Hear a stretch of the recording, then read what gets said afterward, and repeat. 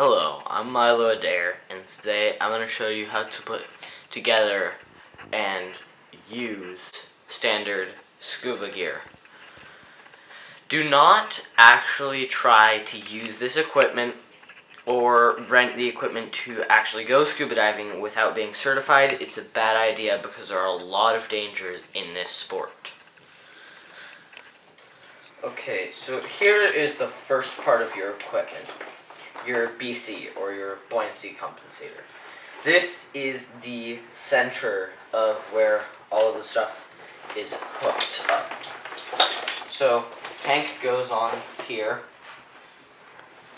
and then over here, you got your weight pockets, one here, one here.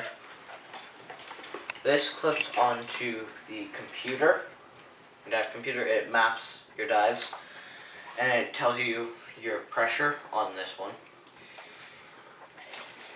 So this is another piece of the BC that you use. Compensator. This is used to control your ascents and descents in the open water plane of the planet.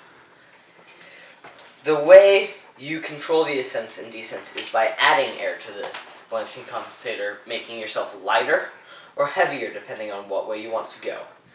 Divers try to stay neutrally buoyant most of the time.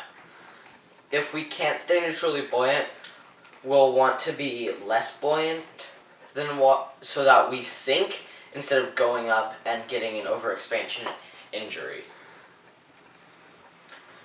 We will talk about all the injuries that you can have diving in the next video.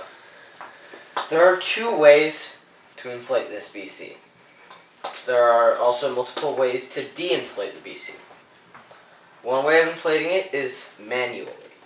You press whichever button, because it might be a different color on your BC. You press in the button that's more this shape, because the round button's always going to be the inflator button. And so you push it in, and then you take a breath, and you breathe into it.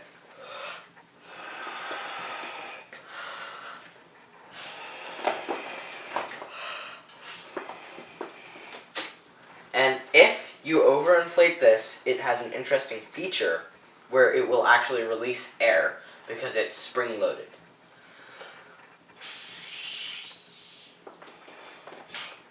I can't right now overinflate it because I don't have the capacity of breath to do that. It gets harder to push air into it as it becomes more inflated.